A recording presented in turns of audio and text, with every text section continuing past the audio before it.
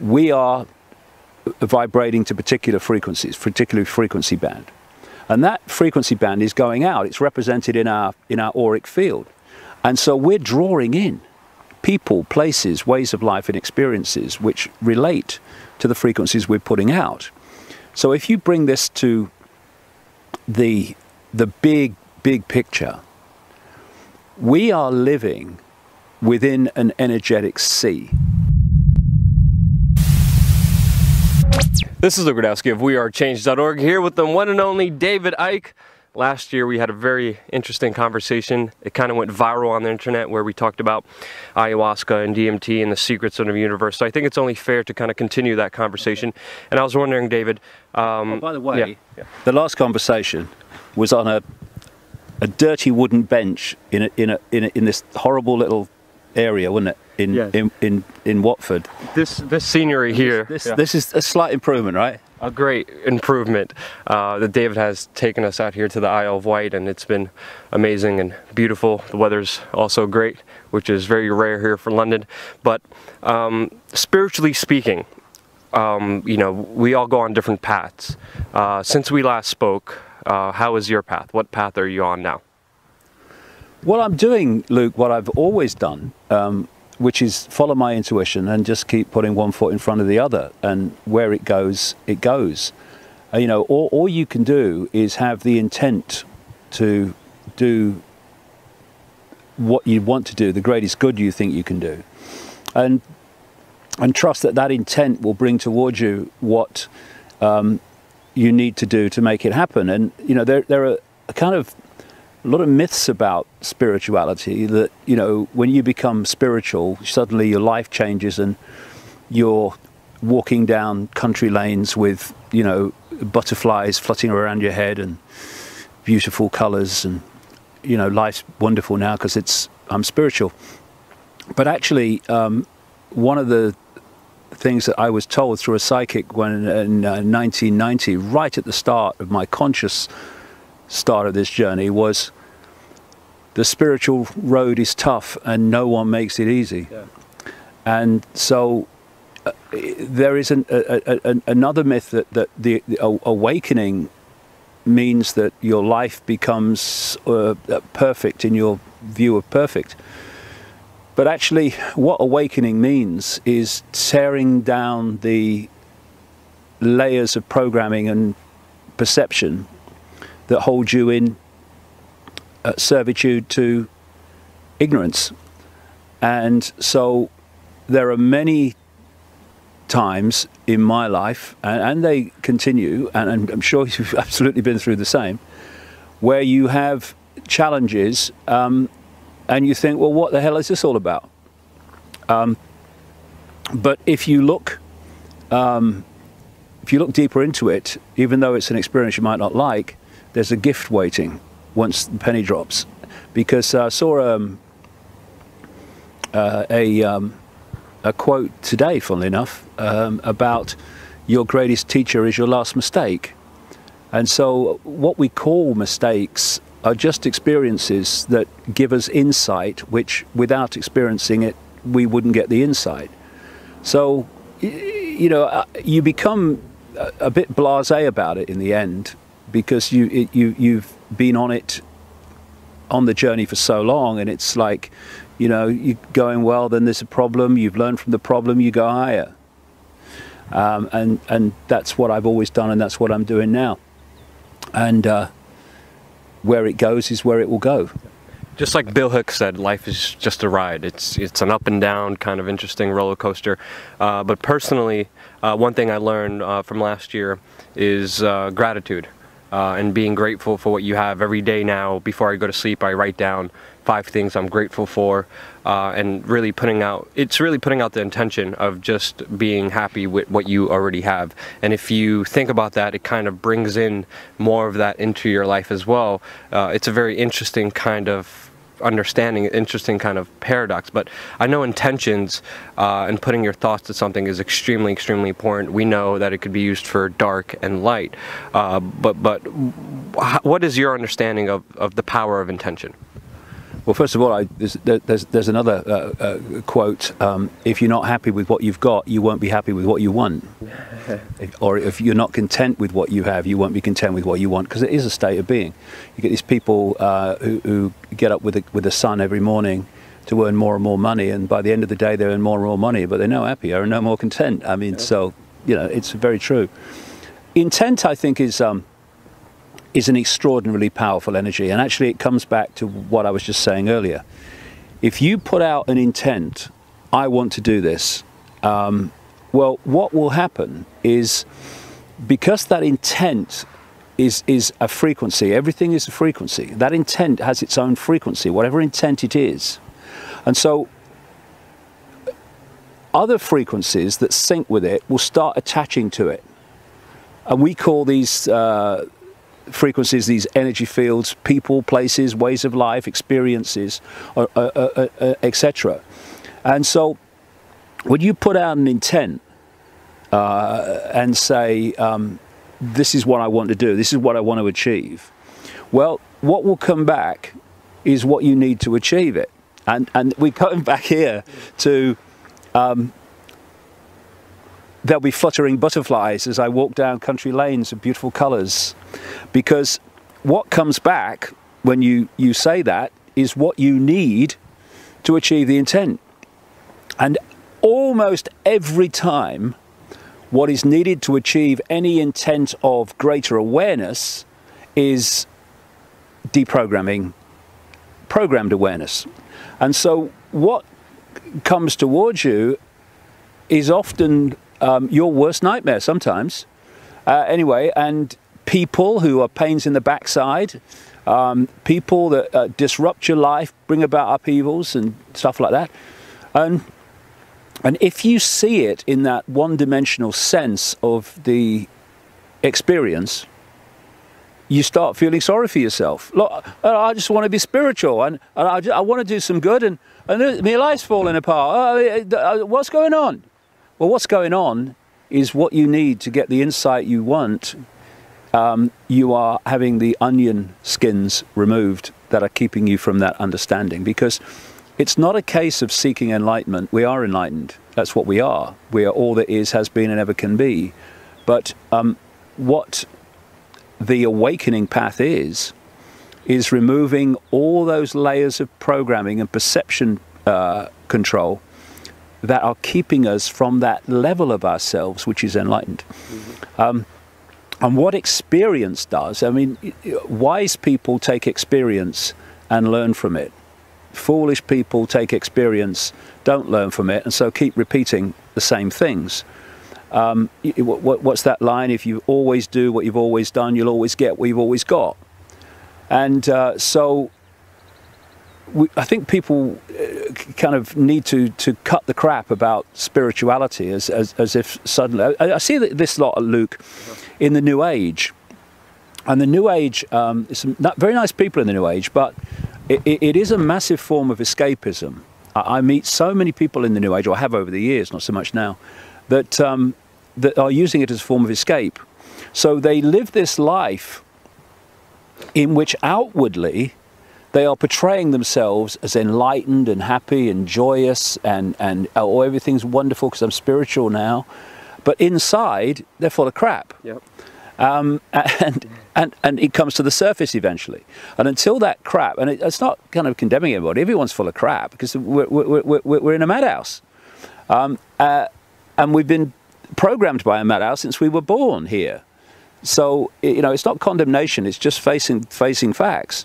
And until you recognize the crap and remove it, then you'll stay full of crap. And that's what intent does. You put the intent out, okay, if you can't achieve your intent while you're full of crap, here's some experiences to get rid of the crap. And you get these people come in your life. You're horrible, why are you doing that to me? And at the end of it, are you more enlightened? Well, yeah, I am. Yeah, I've learned a lot from that. Well, that was the idea. That's how it works. But we judge every experience in and of itself. When, I mean, I look, and I'm sure you'll do the same. And I'm sure everyone listening to this will do the same. When you look back at what gave you the most in terms of wisdom, expanded awareness. It was something in the moment of experiencing it you didn't like. Very much so. A lot of growth for myself came from a lot of pain, a lot of suffering, a lot of loss with either my health or personal relationships. And I like how you broke it down, because there is this perception of spirituality as this hippy-dippy kind of culture where people just think positively and everything positively happens and everything's happy-go-lucky, when in reality it's about facing your fears, facing your ego, facing your pride, and finding a truest version of yourself where you could really act freely. And I think that's a very important distinction, because it's not all hippy-dippy. No. But I think a lot of it also has to do with certain frequencies, certain kind of thoughts and patterns that we put out there as well. There was very interesting scientific experiments done on plants. You know, for an example, you know, a piece of lettuce was cut by a specific scientist, and they measured the frequencies, and it was suffering frequencies, it was pain suffering, and all living things have these frequencies. And I think understanding this kind of realm is very important, because these elites, these powerful men, I feel, have grasped it in a certain way. They have certain rituals, they have their intentions that they put out there. Meanwhile, we talk about it, we're deemed crazy and insane and delusional. Meanwhile, the mainstream media, who pegs us as this, doesn't even talk about the politicians who are actually doing this, like in the Bohemian Grove, wearing robes, doing sacrifices, and doing all these insane rituals. So my question leading to this is the importance of frequencies and understanding them. What's your grasp on frequencies? Well, for me, frequency in the end, frequency is everything, because everything is a frequency. This conversation is a frequency. I mean, and if we were laying into each other, the conversation would be a different frequency. Everything's a frequency, and frequencies attract frequencies. I call it vibrational magnetism, and therefore, what you put out comes back. So when you put out the intent, whatever that intent is, it's represented as a frequency, and it draws in frequencies that relate to it. And so we, at any point in our lives, depending on our state of being, our attitudes, our emotional state, whatever it is, our intent, we are vibrating to particular frequencies, particular frequency band. And that frequency band is going out. It's represented in our auric field. And so we're drawing in people, places, ways of life and experiences which relate to the frequencies we're putting out. So if you bring this to the big picture, we are living within an energetic sea. This can, you know, you can photograph it now. It's, you call it the Earth's energy field, whatever you like. There is not empty space between everything. They are different expressions of an energetic sea. And if you want to affect all the fish at the same time, you affect the sea. If you want to affect all human beings at the same time, you affect the energy sea. Now, when you think that the technological radiation in our energy sea has increased by millions of times in the last 50 years, this energetic sea that we are speaking in now is dramatically different to what we would have been speaking into 50 years ago. And so that's fundamental for this reason. Our energetic fields, what we call people, interact with this energetic sea. And therefore it's affecting us, and it's affecting our state of being.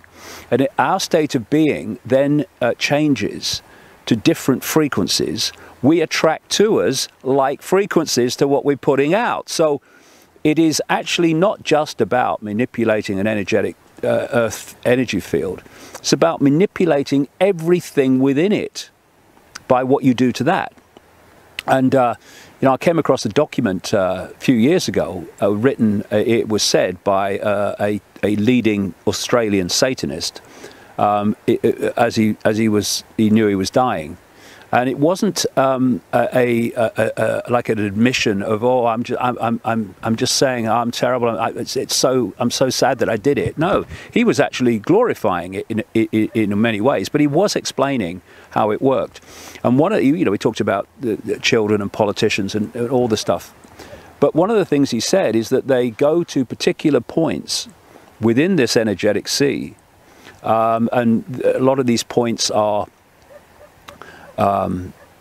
pointed out really by stone circles, standing stones, ancient earthworks, often churches, because churches were built on, many churches were built on old pagan ritual sites, and thus the church is on one of these vortexes within the energetic sea. And he explained how they do rituals at those points repetitively. And as they do them and do them and do them and do them, it changes the nature of the energetic field. It pulls down its frequency. Now, I've been saying for a long, long time that this world is ultimately manipulated by entities that operate beyond human sight. Christians call them demons. The Islamic and pre-Islamic world, where it came from, call them jinn. There's many names from around the world. The Gnostics, the ancient Gnostics, called them archons. And it makes me smile, Luke, when Christians kind of condemn me for talking about this stuff, and he talks about reptilians, he's mad, he talks about entities. So what about these demons in your Bible then? What are they all about? It's written in the books, and these entities are all over the ancient world. You see them described in almost exactly the same way, often exactly the same way, using different names, and they operate in a certain frequency band, and basically, it's a frequency band that is a distortion. It's a bit like a computer virus. You might want to use that analogy. And this force is of itself a distortion. And so what they have to do to have control over the target population is to pull the target population into the distortion. And if you look at the world, it's not only a distortion, it's a distortion to the point where it's virtually everything's an inversion. Everything's inverted. And so you've got the natural order. The natural order of balance is love, kindness, caring for each other. The inversion of that is war, conflict, people dying of hunger in a world of plenty. These are all inversions of the natural order. And so society has been manipulated and continues to be so, not least by infusing the energetic sea with the distortion to pull people into a distorted state. And if you don't understand this, then the distortion completely controls your perception. For instance, all around the world, particularly in America at the moment, but it's coming in many other places, we're having the clearly unfolding police state.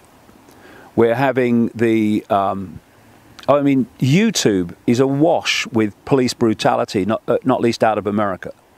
And we're getting more and more imposition by uniforms. Now that's the distortion. It's not the natural order for that to happen, for people to be brutal to each other. That's a distortion. They're expressions of the distortion. But if you then think, well, the only way that we can react against that is by stockpiling weapons and using them if necessary, then you're just another expression of the distortion, because that's not part of the natural order either. Killing is not part of the natural order. Making people suffer, maiming people, it's not part of the natural order. It's a distortion of the natural order. And whether you're fighting for peace or fighting for fascism, it's still part of the distortion. I have this phrase I've used for years: what you fight, you become. And what do you become when you fight? You become an expression of the distortion. And because people who think they're awake are so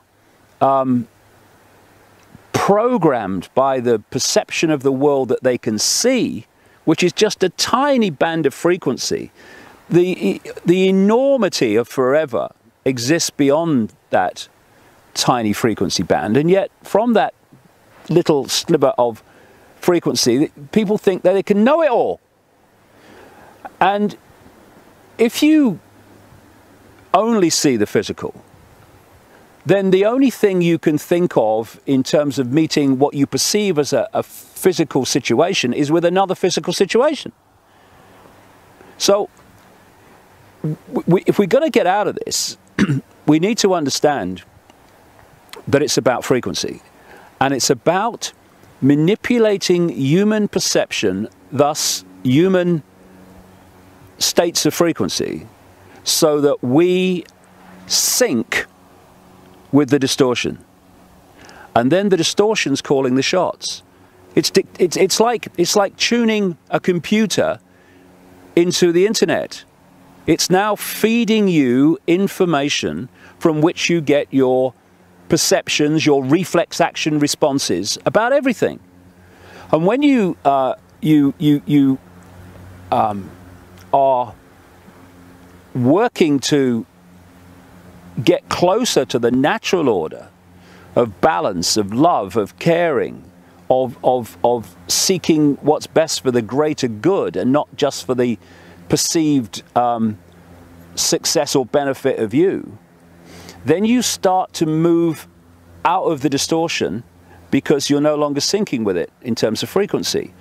And at that point, the distortion stops influencing your perceptions. And as it stops influencing your perceptions of everything, it allows space for other perceptions to come in, for other insight to come in, because you're now connecting with something that's beyond the distortion. And that's the point where you get insight. It's when you get revelation of how things are. And of course, at that point, everyone attached to the distortion says you're mad and crazy and insane, because insanity has become, because of the distortion, insanity has become the norm.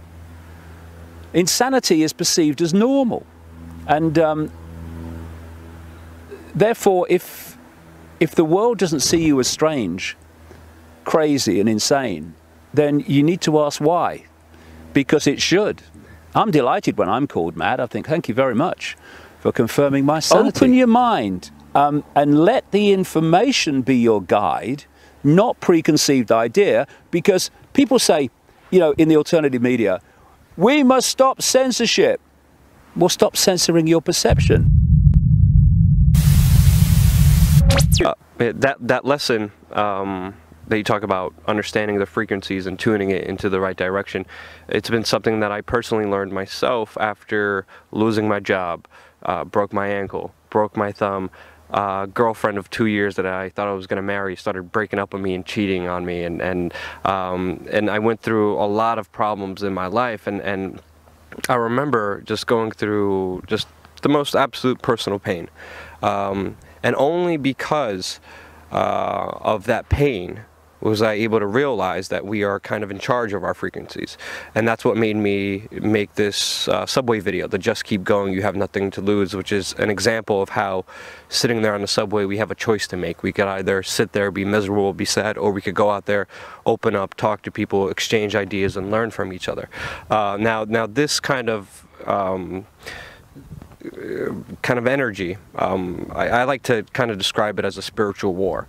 I think a lot of people also in the alternative media are also kind of getting the worst of it as well. I think a lot of people in the alternative media aren't tuned in into the right things, and then that they're still filled with ego and pride and fear, and you see that exemplified. So even in our field. Well, if you want to see internet expressions of the distortion, go on alternative media forums.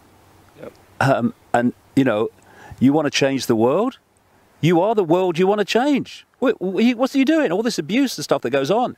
And that's a frequency. It's a very low frequency. Yeah. It's a distortion. It's not the natural order to go on a website forum and hurl vile abuse at people. Yep. It's just extraordinary, the self-denial that people have of what they really are compared with what they think they are. There's a lot of fear and a lot of insecurity, which leads people automatically to treat others just as bad as they feel themselves in order to get rid of that pain that they have within them. So you see that naturally progressing, but naturally to the people in our movement, the people in the alternative media, what do you think is the most important lesson that they should understand? What do you think that they should know? Because I think that they're caught up in this spiritual war as well, but I think they're caught up in the wrong direction. How can we bring them in the right direction? What can we do? I know it's very personal on an individual basis. It takes a lot of different things in your life to see these things, but what can we do to help people understand this kind of spiritual war that we're talking about? Well, I like the word war, because that is a distortion as well in its vibration, but it's a frequency tussle, shall we say, of whether the frequency of balance is dominant over the frequency of distortion. And clearly in the world that it is, the distortion is king. Because how it works is, because it's a distortion, it has great limitations when it comes to what it can do, what it can manifest, what it can create, compared with balance, the natural order. And so it has had to pull its targets into that distortion for this reason, because it is the distortion. It's an expert at the distortion. The people it pulls in are not. They're the experts. They're playing at home in a distorted state. And so what they've created, although they are incredibly limited, is a world in which, in the land of the blind, the one-eyed man is king. But if you can open your heart to good intent, positive intent, again, coming back to intent, then you become the two-eyed, third-eyed man, a woman. And at that point, you become more powerful than the distortion. You become able to understand reality better than the distortion. Because when it comes to the occult and the rituals, they are dealing with what I call the intellectual spirituality, if you like, intellectual knowledge of reality, technological perception of reality. Because you can use the word technological for their rituals, because they're very repetitive and they have certain ways of doing things to manipulate energy. But true spiritual, balanced understanding doesn't need rituals to change reality. It just changes reality. It can do it with its thoughts, can do it with its everyday life, because it has a power that doesn't need ritual. Ritual is in so many ways an expression of trying to overcome the limitation that this distortion and its manifestations have of what they can create and what they can do. You know, it's like me jumping off the cliff here and flying against having to go and get in a plane. And so a common theme that I've picked up over the years is that the various expressions of this distortion in terms of entities of various kinds and these Illuminati bloodlines, they're in constant fear of being found out. And they're in constant fear of the truth about reality being understood. Why? Because the game's up.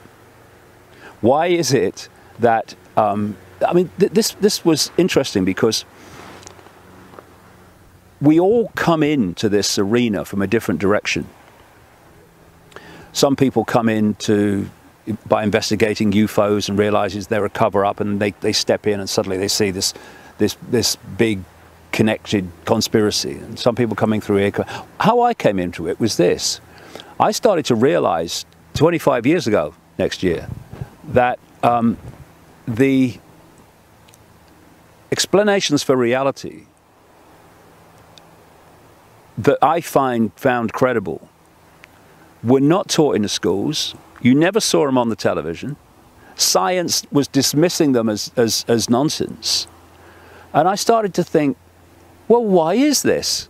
Why is this knowledge, which for me has credibility, and I see all these years later in far, far greater detail what credibility it has, why is it being suppressed? Well, it's being suppressed because we have to be kept in ignorance of who we are and the nature of the reality we're interacting with and how we impact ourselves on that reality and how that reality impacts itself on us, the way we're describing. Because with that knowledge, it's all over. Mm-hmm. We have to be kept in ignorance. And what's ignorance? Ignorance is an expression of distortion. It's not the natural order to be ignorant. It's the natural order to be all-knowing.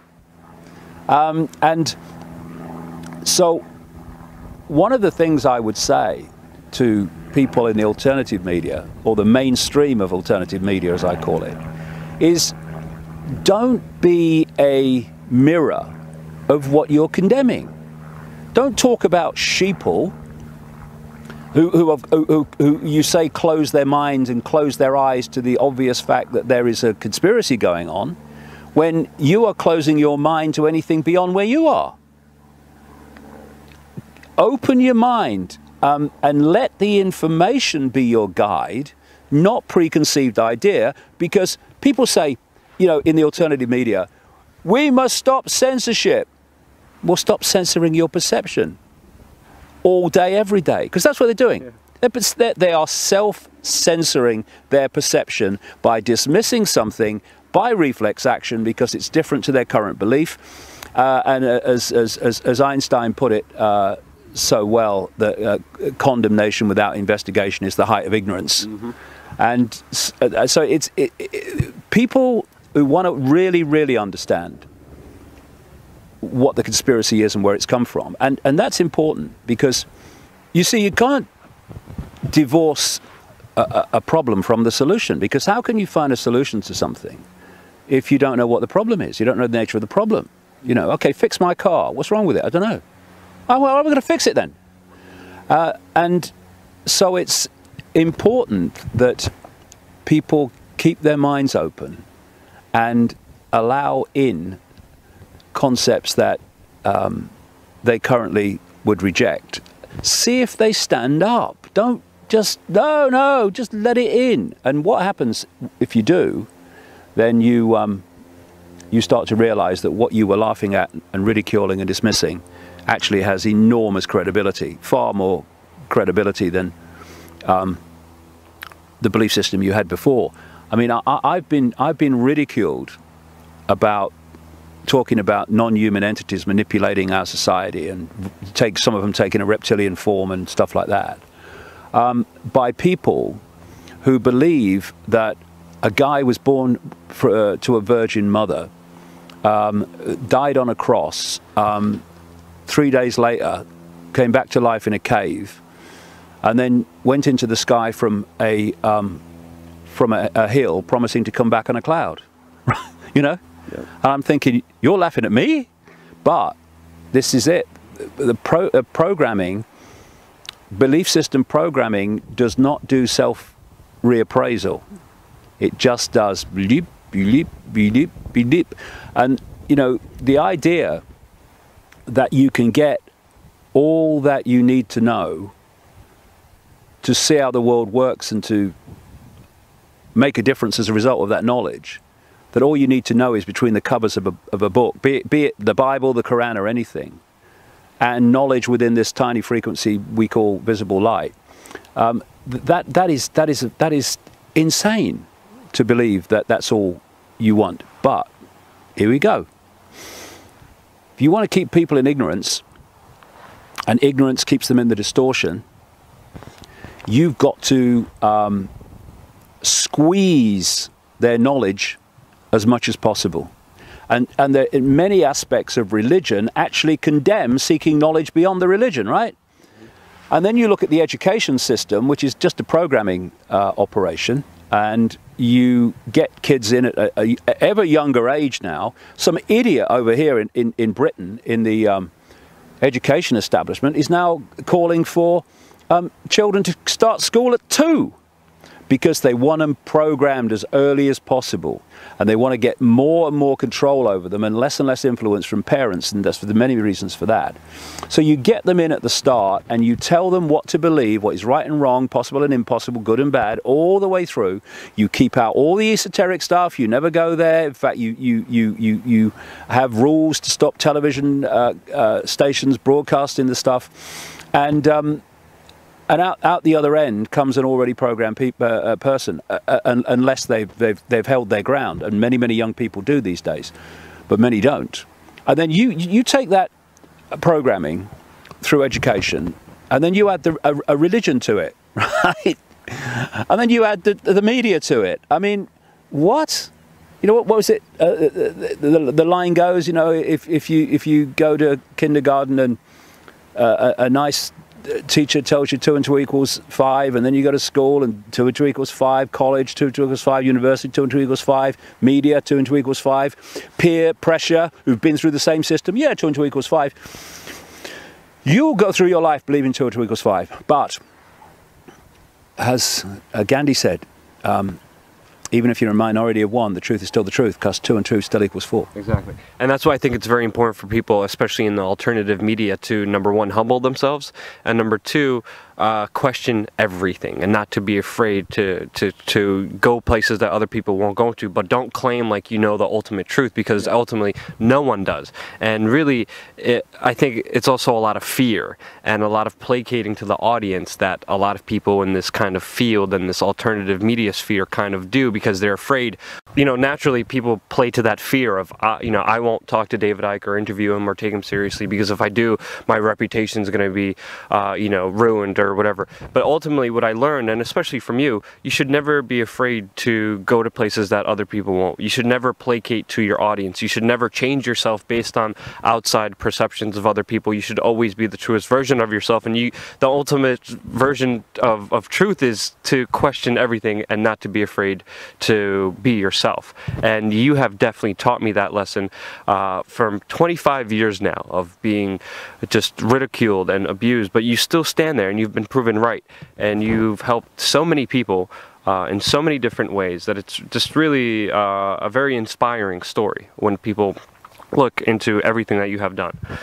You sold out Wembley before, and you're doing it again this year as well, so that information is going to be in the website below. But David, I guess the last question is very open sourced one, kind of. What would be your message to humanity? One thing that you could say to everyone in this whole world, if they had to listen, what's one thing you would tell them? Easy then. Well, off the cuff. Look at the world and look at your life. Look at your sources of information all your life, where they've come from, who's decided what information you receive and what you can't receive, and ask yourself if on the basis of that you can possibly have a real fix on who you are and where we are and what's going on in the world. And the answer has to be, well, I can't. Ask yourself how possibly you could know all you need to know by reading a single book.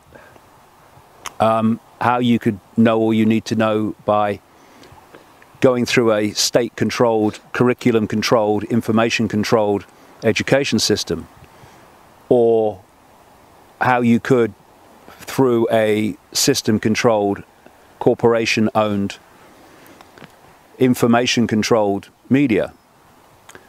So, beyond that, beyond those sources of information is a whole infinite universe of awareness, of insight, of knowledge, of understanding, just waiting to be tapped, just waiting. So it's just sitting there saying, come to me, come to me, come to me.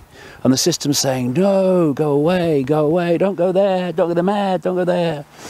And so the choice between remaining a perception terminal of the system's version of everything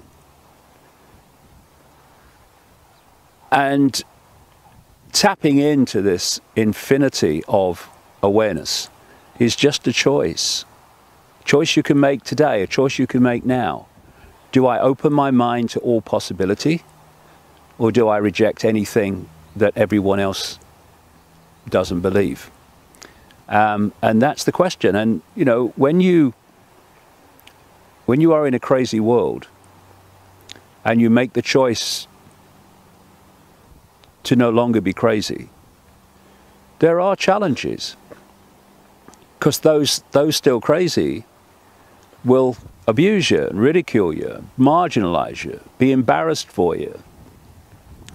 Oh, I'm ever so embarrassed about my daughter, my son, he's become one of them hippies. Well, they're not making you become one, have they, mother? Well, no. Well, shut up then. Let them get on with it. And the question is, are people going to be them, or are they going to be someone else's version of what they are told they should be? And that's the true difference. People talk about freedom. We want freedom. I hear the alternative media. Freedom, free America, free that, free the other. But they're not free, because they're not free to think. They're not free to perceive. They're not free to intuit awareness, because they're censoring it on the basis of their programming. And it's all a choice. It's all a choice. People can change now, this minute, watching this, if they choose. Open your mind, open your heart, go with your intuition. Instead of, what do I think? What do I think? What do you feel? What do you feel? Do that, and your life will transform. Transform, because your frequency changes. When you go with your intuition, your frequency changes, because it's a different frequency to thought. Go with that, and amazing things will start to happen. You won't like all of them, but they'll be necessary. And with every challenge, there'll be the benefit of greater awareness. It's a fantastic journey. People can start on it anytime they want. And when they do, they'll realize what they've been missing. Very, very well said, David. Cheers, Thank Luke. you Always so great much. To meet you, mate.